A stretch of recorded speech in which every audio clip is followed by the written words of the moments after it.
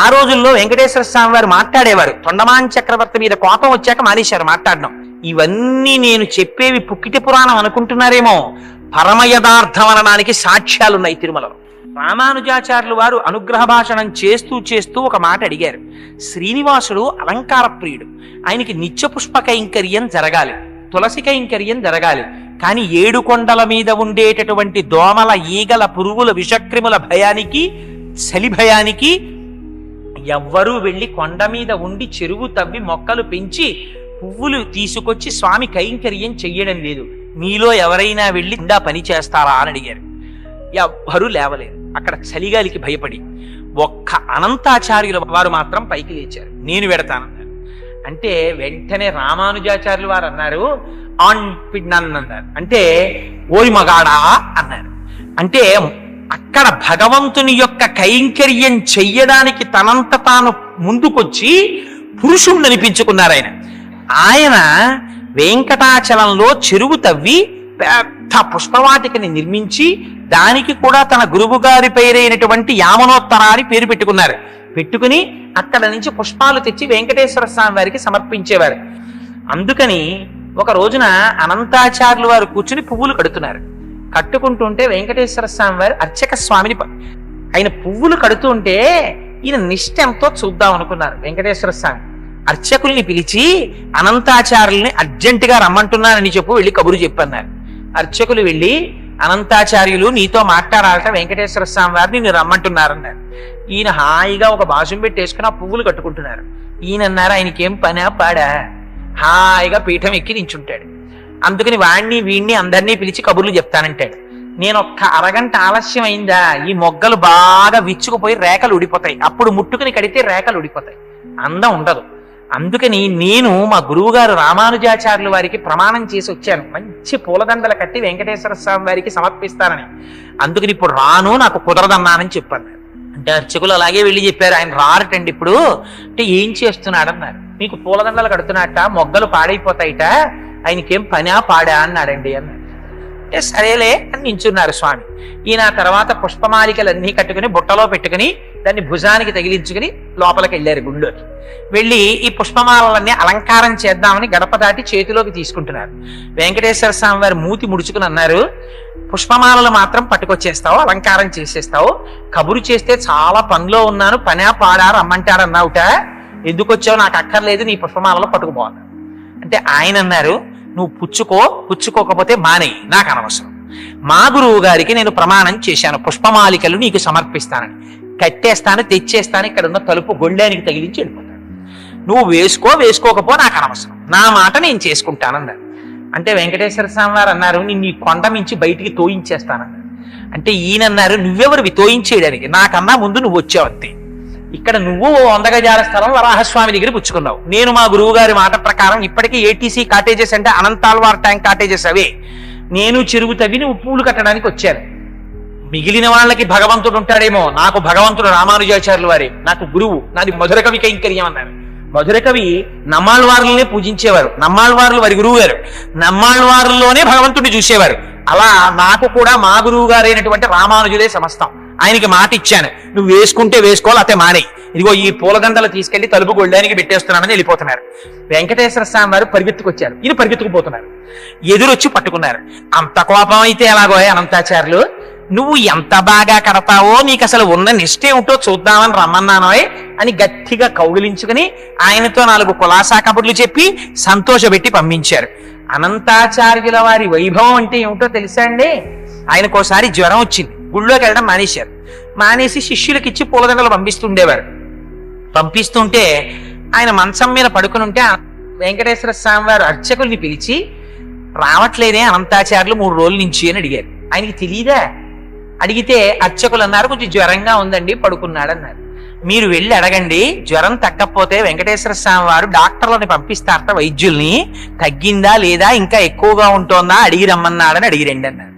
అర్చకులు వెళ్ళి అడిగారు. ఎంత కోపం వచ్చిందో తెలుసా అండి అనంతాచార్యుల వారికి? మీరు చదవాలి ఎప్పుడైనా. అనంతాచార్య దివ్య పురుష వైభవము అని ప్రత్యేక ఒక పుస్తకం ఉంది.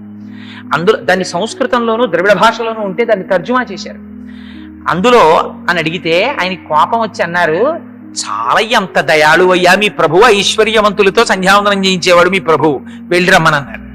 అంటే వాళ్ళు వెళ్ళి ఇదే మాట చెప్పారు. అసలు మూతి ముడుచుకొని మీ మీద విసుక్కుంటున్నాడండి, నాకు వైద్యుల్ని పంపిస్తాడా?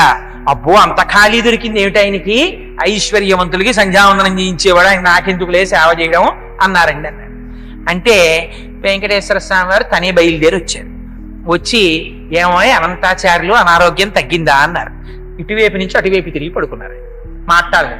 మాట్లాడకపోతే ఆయనే పాపం బల్ల లాక్కుని వెంకటేశ్వర స్వామి వారు కూర్చున్నారు. ఇవన్నీ యథార్థంగా జరిగిన సంఘటనలండి. ఓ బల్ల మీద కూర్చుని చెయ్యి పట్టుకుని అనంతాచార్యులు తగ్గలేదా, ఇంకా ఒంట్లో ఉష్ణం అన్నారు. అంటే పాపం మీకు ఇప్పటికి తీరుబడి దొరికింది, మిమ్మల్ని నమ్ముకుని కొండ మీదకి వచ్చి ఈ నేల నుంచి పుష్పకైంకర్యం చేస్తున్నాను, 3 రోజులు అయింది జ్వరం వచ్చి పడి మంచాన, వచ్చి నన్ను పలకరించడానికి తీరుబడి కుదరలేదు, వైద్యుల్ని పంపిస్తానన్నావుట, ఏం పాపం నువ్వు వచ్చావేం ఖాళీ దొరికిందా అన్నారు. అంటే ఫోన్లేవయ్యా, మనస్సంతా కష్టపెట్టుకోకయ్యా, నీకు జ్వరం ఉందో లేదో చూద్దామని వచ్చాను. అనంతాచార్యులు నన్ను చూడాలన్న భక్తే తప్ప వైద్యులతో వైద్యం చేయించుకుందామని కూడా నీకు కోరిక లేదేమిటో, చూడు నీకు ఎలా తగ్గించేస్తానో అని ఒళ్ళంతా. పాపం వెంకటేశ్వర స్వామి వారి వాత్సల్యం అంటే చూడండి, మనం ఒక్క అడుగేస్తే చాలు ఆయన 10 అడుగులు వేస్తాడు. త్రిజగన్మోహన నీలకాంతి తను ఉద్దీపింప ప్రాభాత నీరజ బంధు ప్రభవైన చేలము పైన్ రంజిల్ల నీలాలకవ్రజ సంయుక్త ముఖారవిందవతి సేవ్యంపై విజృంభింప విజయంచేరుడు వందెకాడువది నావేశించు నెల్లప్పుడు అంటాడు భీష్ముడు. 10 అడుగులు ఆయన ముందుకేస్తాడు. ఒళ్ళంతా తడిమేర పడుకున్నటువంటి అనంతాచార్యుల వారిది. ఆయనకి జ్వరం అంతా తగ్గిపోయింది. లేచి నిలబడి గభాల కాళ్ళ మీద పడ్డారు. పడి స్వామి అలకొచ్చేసింది, ఏం చెయ్యమంటారు, ఎప్పటి నుంచో ఈ శరీరానికి ఉండిపోయిన ఉద్రేకం అహంకారం, మీరొచ్చినా కూడా అంత కోపంగా మాట్లాడాను, మీరు రాలేదని మనస్సులో ఉన్నటువంటి వ్యగ్రత చేత అలా మాట్లాడాను, మరోలా అనుకోకండి స్వామి, నన్ను క్షమించండి అని ఆయన కాళ్ళ మీద పడ్డారు. అనంతాచార్యులు నిన్ను క్షమించడం ఏమిటో అని పొంగిపోయి కౌగిలించుకుని పాపం గుళ్ళోకి వెళ్ళారు వెంకటేశ్వర స్వామి వారు. ఇంకా విచిత్రం ఏమిటో తెలుసా అండి, ఒకసారి ఆయన చెట్ల దగ్గరికి వెళ్ళి పూలు కోస్తున్నారు అనంతాచార్యుల వారు. కోస్తుంటే ఆయన నాగుపాము వచ్చి కరిచేస్తే నోటి వెంట నురగలు వస్తున్నాయి. నురగలు వస్తుంటే ఆయన అలాగే ఓర్చుకుని పూలదండలు కట్టి తూలిపోతూ వెంకటేశ్వర స్వామి వారి సన్నిధానానికి వెళ్ళారు. వెళ్ళి ఆ వెంకటేశ్వర స్వామి వారికి పుష్పమాలలో అలంకారం చేస్తూ కళ్ళు మగత పడిపోయి మూతలు పడిపోతున్నాయి. పడిపోతుంటే వెంకటేశ్వర స్వామి వారు అన్నారు, ఏమయ్యా నిన్ను నాగుపాం కరిచిందిట, వెళ్ళి వైద్యం చేయించుకోరాదా, ఎందుకయ్యా ఇప్పుడు కూడా నా దగ్గరికి పరిగెత్తుకొచ్చావు ఈ పుష్పమాల కట్టుకుని అన్నారు. ఇంతక ముందు నన్ను ఎన్ని మాటలు కరిచిందోనయ్యా తండ్రి, సంసార సర్పదష్టానాం జంతునామ వివేకినాం చంద్రశేఖర పాదాబ్జ స్మరణం పరమం పరమౌషధం. ఇన్నాళ్ళకి కదా నాకు అదృష్టం కలిగింది నీకు పుష్పమాలను కైంకర్యం చేసే అదృష్టం, ఇది విడిచిపెట్టి పావు కరిచిందని వైద్యుడి దగ్గరికి వెళ్ళినా 1,000,000 మంది వైద్యులు కూడి వచ్చిన కాని మరణమయ్యడి వ్యాధి మాంపలేరు, లక్షాధికారైన లవణమన్నమే కాని మెరుగు బంగారంబు మింగబోడు, నాకెందుకయ్యా వైద్యం, నీ పాదాల సన్నిధిలో పడిపోతే చాలా. ఒక్కసారి ఆయన తల మీద చెయ్యి పెట్టారు, విషం దిగిపోయింది ఆయనకి.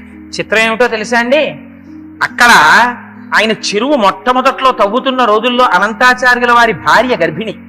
ఆవిడ గర్భిణీగా ఉండగా ఈయన పారతో మట్టి తీసి బుట్టలో పోస్తుంటే పాప ఆవిడ తట్టట్టుకెళ్ళి దూరంగా ఆయన చెప్పిన చోట పోయాలి. పైగా అనంతాచార్యుల వారికి కొంచెం ముక్కు మీద కోపం, అక్కడెక్కడో పోసి ఆవిడ తట్ట పట్టుకొస్తుంటే గర్భిణీ స్త్రీ కదా ఇంత కష్టపడిపోతోందని వెంకటేశ్వర స్వామి వారు చూడలేక చిన్న పిల్లాడి రూపంలో పరిగెత్తుకొచ్చి, తాత తట్టలో మట్టి నేను పట్టుకెళ్ళి పోస్తాను, గర్భిణీ కదా ఆవిడ మొయ్యలేకపోతోందన్నారు. నువ్వెవడవిరా బ్రహ్మచారి, నీ అలంకారాలు, నీ పట్టు పంచ, నీ వైభవం చూస్తే నీ నగలు నువ్వు మోసుకోలేకపోతున్నావు, మళ్ళీ ఉపకారం ఉంటే ఏమీ అక్కర్లేదు, మా గురువు గారికి ప్రమాణం చేశాను నేనే చెరువు తవ్వుతానని, పో ఇక్కడి నుంచి అన్నాడు. అంటే పాపం ఆయన వెళ్ళి గురువు గారి భార్యని పట్టుకుని అమ్మ నేను పోసి వస్తానమ్మా, మట్టి మీరు ఇక్కడ కూర్చోండి, ఆ మట్టి తట్ట పట్టుకెళ్ళి పరిగెత్తుకుంటూ పట్టుకెళ్ళి అక్కడ పోసేసి ఇక్కడికి వచ్చేసేవారు. ఆయనకి పెద్ద లెక్కండి మట్టి తీసుకెళ్ళి మట్టి పోయడం. అన్నమాచార్యులు వారు అంటారు, ఆయనకి ఆఖరికి శాలెవాణ్ణి చూసినా వెంకటేశ్వర స్వామి వారే గుర్తొచ్చారు. రంగురంగుల చీరలల్లే నేతబేహారి అన్నారు. అందుకని ఆయనకి మట్టి ఎక్కడ పోయడం ఓ పెద్ద లెక్క, మీరు మట్టి పోసి పరిగెత్తుకు వచ్చేస్తున్నారు. ఈయన మట్టి తవ్వుతూ అన్నారు, ఏమీ గర్భిణివి కదా, ఇప్పటిదాకా తట్ట పట్టుకెళ్ళి రావడానికి ఇంత ఆలస్యం అయ్యేది, ఇప్పుడేమిటో ఇంత చురుగ్గా వస్తున్నావు అన్నారు. అని వెనక్కి తిరిగేటప్పటికీ పిల్లాడు కనబడ్డాడు. కనపడేటప్పటికీ ఎరా వద్దంటే నువ్వు మళ్ళీ పని కడ్డొస్తున్నావా, ఉండు నీ పని చెప్తానని చేతిలో గుణపం పట్టుకు పరిగెత్తాడు. ఆ పిల్లవాడు ముందు పరిగెత్తాడు, ఈయన వెనక పరిగెత్తాడు. పరిగెత్తి పరిగెత్తి పరిగెత్తి పిల్లాడు పూర్వం మారవీధుల్లో చీకటి చెట్లు ఉండేవి. చీకటి చెట్లు అంటే తమాల వృక్షం అంటారు సంస్కృతంలో. తమాల వృక్షం పైకి ఎక్కేశాడు. ఎక్కేస్తే పాప ఆయన పెద్ద ఆయన చెట్టు ఎక్కలేరు, గుణపం పట్టుకుని కింద నిలబడ్డారు. ఒరే పిల్లాడా కిందకి దిగంటారు. ఆయనేమో కిందకి దిగరు. ఆఖరికి తాత తాత నువ్వు కొట్టనంటే కిందకి దిగుతారన్నారు. నిన్నేమీ చెయ్యను రా అబ్బాయి కిందకి దిగన్నారు. తీరా వెంకటేశ్వర స్వామి వారు కొమ్మ మించి కిందకి దూకేసరికి ఈయన వెంటపడ్డారు. వెంటపడితే పాపం వెంకటేశ్వర స్వామి వారు పరిగెడుతున్నారు, గుళ్ళోకి వెళ్ళిపోదాం.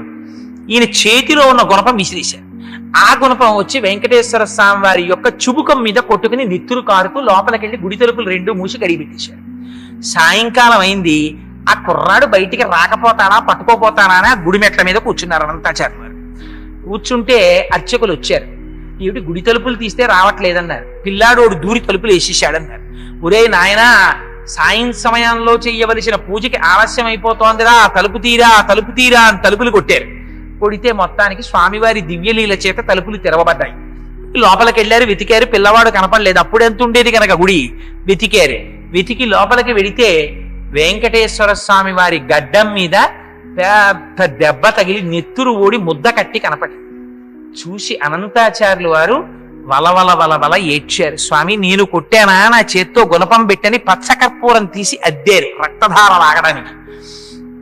అనంతాచార్యులు, నా భక్తుల చేతిలో దెబ్బలు తినడం కూడా నాకు సంతోషమేనయ్యా. అందుకని ఎప్పుడైనా వెంకటాచలం వచ్చిన వాళ్ళు నా గడ్డం వంక చూసి వెంకటేశ్వర స్వామి వారి గడ్డానికి ఉన్నటువంటి తెల్లమత్స ఏమిటండి అని ఎవరైనా అడిగితే నీ కథ చెప్తారు. నీ కథ చెప్పిన నాడు నేను పరవశించిపోతాను, పొంగిపోతాను, మనసులో ఆనందపడిపోతాను. తన భక్తుల కోసం దెబ్బలు తిన్నవాడు పరమాత్మ.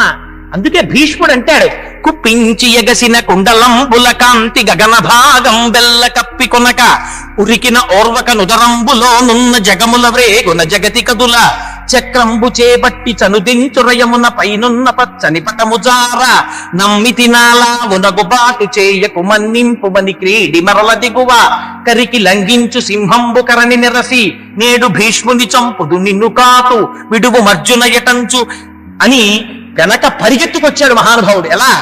అక్కడ ప్రతిజ్ఞ చేశాడు ఆయన. ఏమని?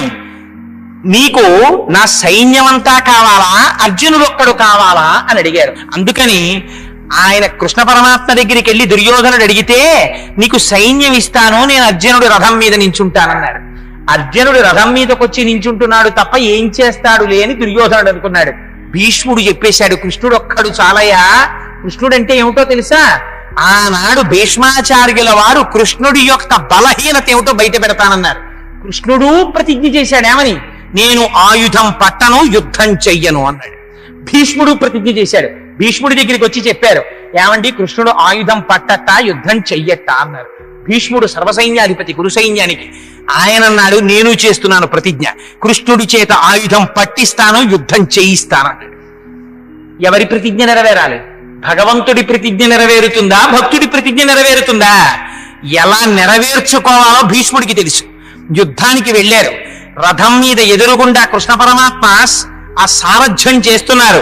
హయరింకాముక ధూళి ధూసర పరిన్యస్తార కోపేతమై రయజాత శ్రమతోజ బిందుయుతమై రంజిల్లు నిమ్మోముతో జయముం ప్రార్థనకిచ్చు వెత్తనని నా సత్రాహుతుంచొచ్చియు చాలా నొచ్చియు బోరించు మహానుభావు మదిలో చింతింతున శ్రాంతమున్నంటారు. అదిగో అటువంటి కృష్ణ పరమాత్మ మీదకి ఆ వెనకాతల అర్జునుడు ఉన్నాడు. భీష్మాచార్యుల వారు ఎక్కువ పెట్టి బాణాలు పరంపర కింద కొట్టేశారు అర్జునుడిని. కొట్టేస్తే ఆ రోజున ఆయనకి సవ్యసాచి అని పేరు. 2 చేతులతో యుద్ధం చేస్తాడు అర్జునుడు. అలాంటి వాడు యుద్ధం చెయ్యలేక నిలబడిపోయాడు రథంలో. నిలబడిపోతే కొట్టేస్తుంటే కృష్ణుడు వెనక్కి తిరిగి చూశాడు. పూచిన మోదుగు చెట్టులా కొట్టేశాడు. నెత్తురు ఓడిపోతోంది అర్జునుడి ఒంట్లోంచి. చూసి ఆ రోజున ఇంకా పౌరుషంతో తను చేసిన ప్రతిజ్ఞ మరిచిపోయాడు. కుప్పించి ఎగసిన కుండలంబుల కాంతి గగన భాగం బెల్ల కప్పికొనగా ఆ చేతిలో ఉన్న పగ్గాలు విసిరి పారేశాడు. ఒక్కసారి దూకేశాడు రథంలోంచి. దూకేటప్పటికీ ఆ కుండలాలు అటు ఇటు ఊగేటే. దాంతో ఆకాశం అంతా కప్పేసింది వెలుతురు. కప్పికొనగా ఉరికిన నోర్వక నుదరంబులోనున్న జగముల వ్రేగున జగతి కదుల ఆయన కడుపులో ఉన్నటువంటి లోకాలన్నీ కదిలిపోయి చక్రంబు చేబట్టి చనుదించు రయమున పైనున్న పచ్చని పటముజార చక్రం పట్టుకుని గబగబా వచ్చేస్తుంటే ఆయుధం పట్టనన్నవాడు ఆయుధం పట్టేశాడు. పట్టేసి భీష్ముణ్ణి చంపేస్తానని వచ్చేస్తుంటే పైన వేసుకున్న ఉత్తరీయం జారి కింద పడిపోయింది. నమ్మితి నాలావు నగుబాటు చేయకు మన్నింపుమని క్రీడిమరల దిగువ. బావా, కురుక్షేత్ర యుద్ధంలో అర్జునుడు చేత కానివాడైపోతే కృష్ణుడు ఆయుధం పట్టాడంటుంది రేపు పొద్దున్న లోకం. అందుకని వద్దు బావా, సుదర్శన చక్రం వదిలేయి అని అర్జునుడు వెంటబడుతున్నాడు. కరికి లంఘించు సింహంబు కరని విరసి నేడు భీష్ముని చంపుదు నిన్ను కాకు విడుగు మర్జున యటంచు మద్ది శిఖవృష్టి తెరలి చనుదించు దేవుండు దిక్కు నాకు అని చెప్పుకున్నాడు భీష్ముడు. అని అర్జునుడు వెంట పడుతున్నా సరే, అర్జున నేనుండగా నిన్ను ఇన్ని బాణాలతో కొట్టి నెత్తురు కారేటట్టు చేసినటువంటి భీష్ముణ్ణి నా చక్రధారంతో తరిగేస్తానని ఒళ్ళు మరిచిపోయిన కోపంతో తన ప్రతిజ్ఞ కూడా మరిచిపోయి చక్రం పట్టుకుని వచ్చేసిన కృష్ణుడున్నాడే, ఆయన నాకు దిక్కని చెప్పుకున్నాడు.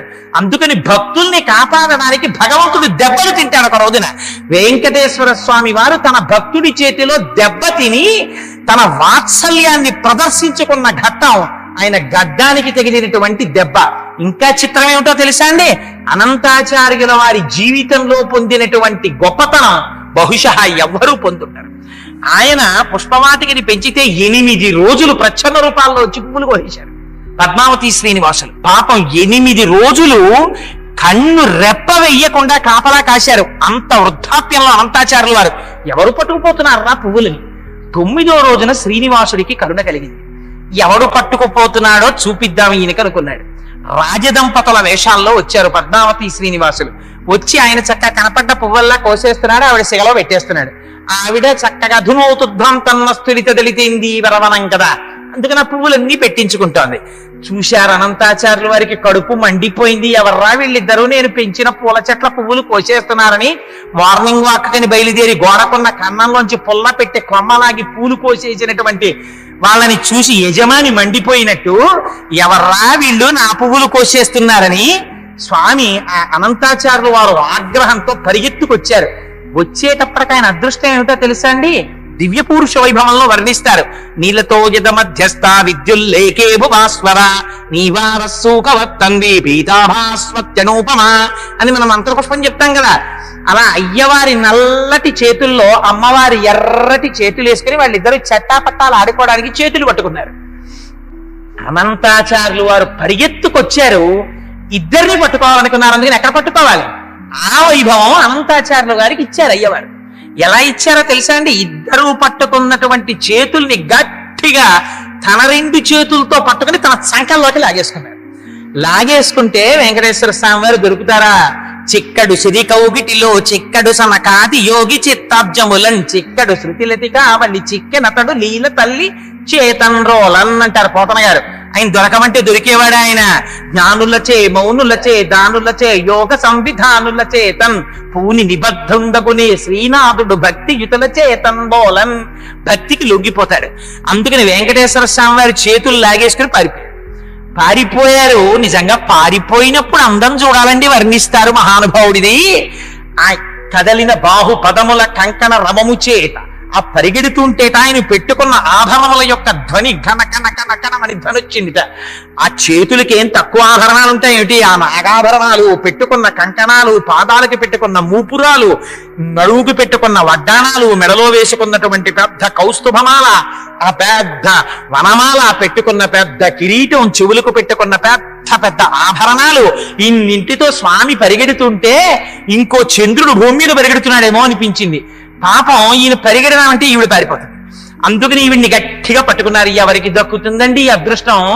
అమ్మా, నీ పాదాల మీద నా శిరస్సు పెట్టి నమస్కారం చేస్తామమ్మా అంటాం కదా. కాళే మాత కదయ కలితాలక్తక రసం పిబేయం విద్యార్థి తవచరణ నిర్వేజన జలం అని పొంగిపోయారు శంకరాచార్యుల వారు.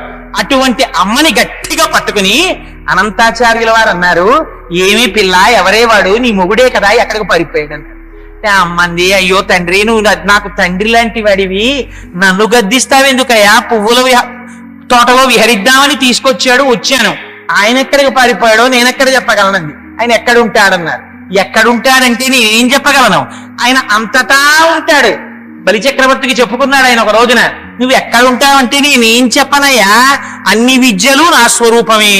ఇది నాకు నెలవని ఏ రీతి పలుకుదు ఒక చోట నకయందుండనేత్తు ఎవ్వరి వాడనం చేరీతి పలుకు దున్నాయంత వాడనై నడువ నేర్తు ఇది నాకు నడకని ఎటుల చెప్పెద మూడుపో కల నేను పోవ నేర్తు ఇది నేర్తు అది నేర్తు అని ఏల చెప్పంగ నేర్పులన్నీ నేను నేర్తు ఒరులు నాకు కారు ఒరులకు నేనవుదు ఒంటివాడ చుట్టమొకడు లేడు ఆయన ఏకం సత్ ఏకమేవా ద్వితీయం బ్రహ్మ. ఎక్కడుంటాడంటే ఏం చెప్పని కొండలంతా ఉంటాడు, ప్రపంచం అంతా ఉంటాడు. ఎంత గడుసుగా మాట్లాడేవే పిల్ల, అంతటా ఉంటాడా? కానీ నీ ఆయన్ని చూపించలేవా? ఎక్కడికి పోతాడు?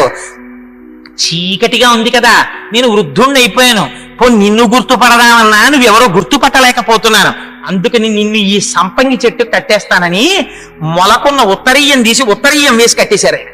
కట్టేస్తే పాపం తల్లి రాత్రంతా సంపంగి చెట్టుకి కట్టుబడిపోయి ఉండిపోయిందండి.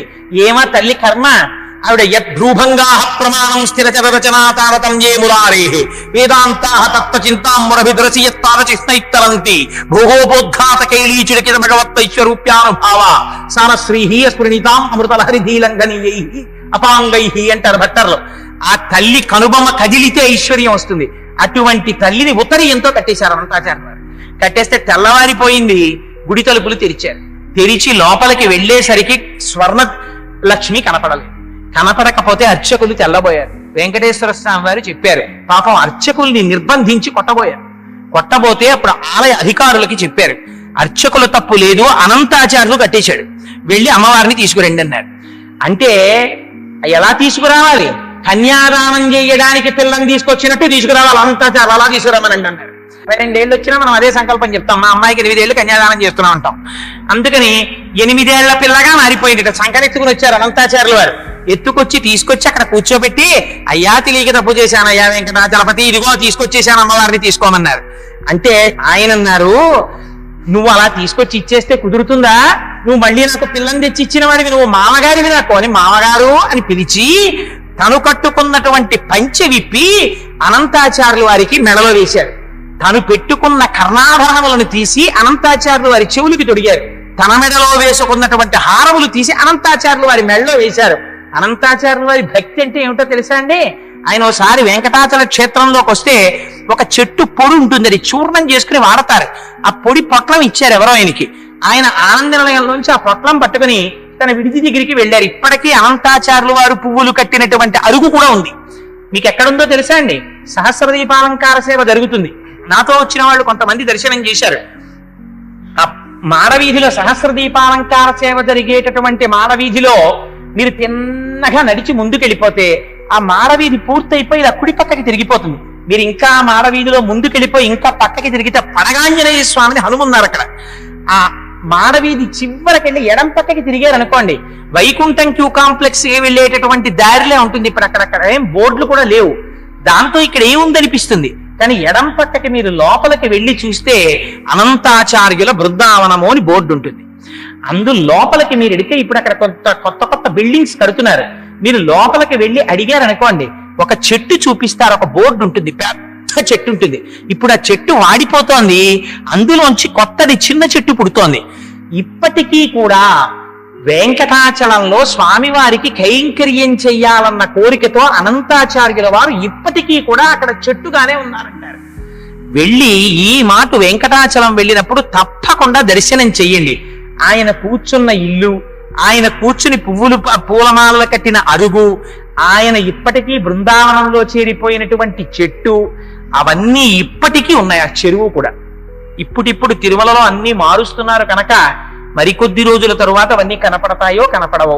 వెంకటాచలం వెళ్ళిన వాళ్ళు తప్పకుండా దర్శనం చేయండి. ఇప్పటికే తరిగొండ వెంగమాంబ గారు లాంటి మహాభక్తురాలి సమాధి తీసుకెళ్లి ఓ జూనియర్ కాలేజీలో పెట్టింది. ఇన్ని కోట్లున్న తిరుమల తిరుపతి దేవస్థానం ఇంతమంది ఐఏఎస్ ఆఫీసర్లు, ఎగ్జిక్యూటివ్ ఆఫీసర్లు చేస్తారు, ఇంతమంది పాలక బోర్డులో మెంబర్స్ గా పెడతారు.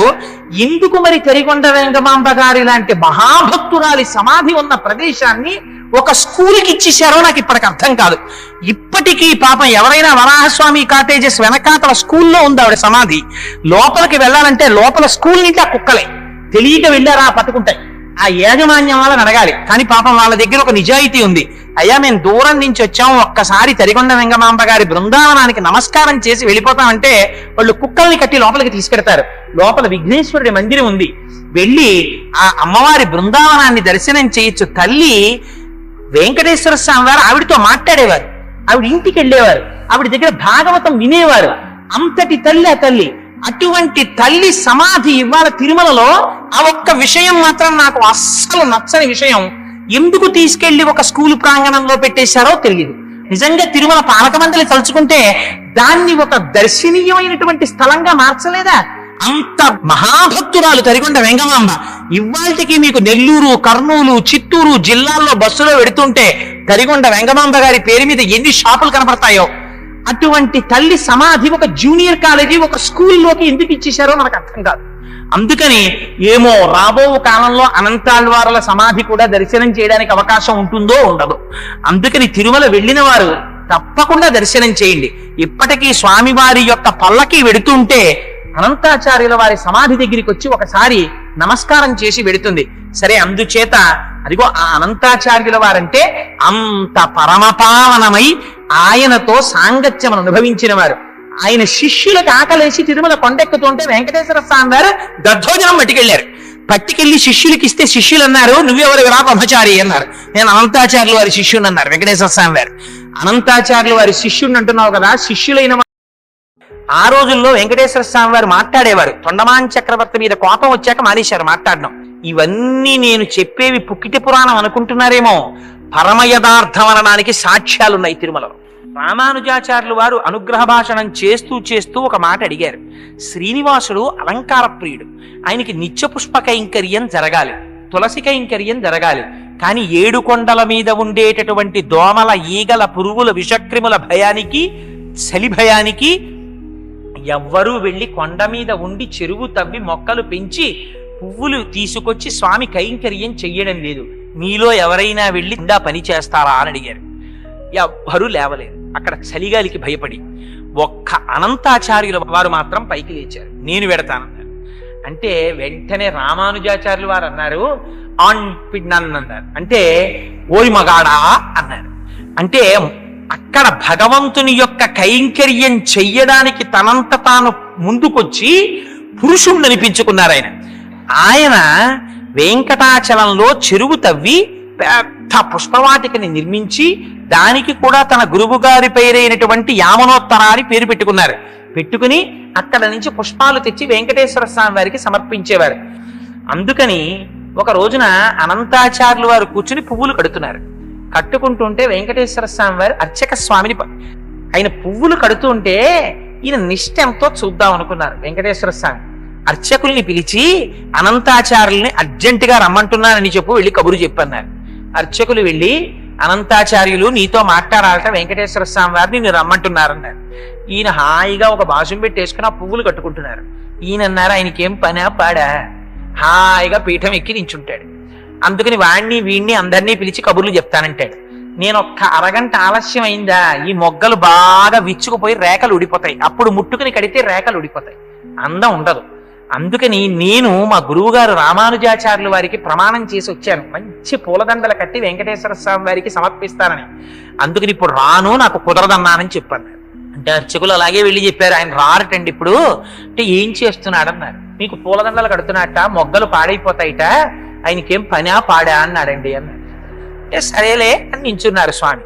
ఈయన తర్వాత పుష్పమాలికలన్నీ కట్టుకుని బుట్టలో పెట్టుకుని దాన్ని భుజానికి తగిలించుకుని లోపలికి వెళ్ళారు గుళ్ళోకి. వెళ్ళి ఈ పుష్పమాలలన్నీ అలంకారం చేద్దామని గడప దాటి చేతిలోకి తీసుకుంటున్నారు.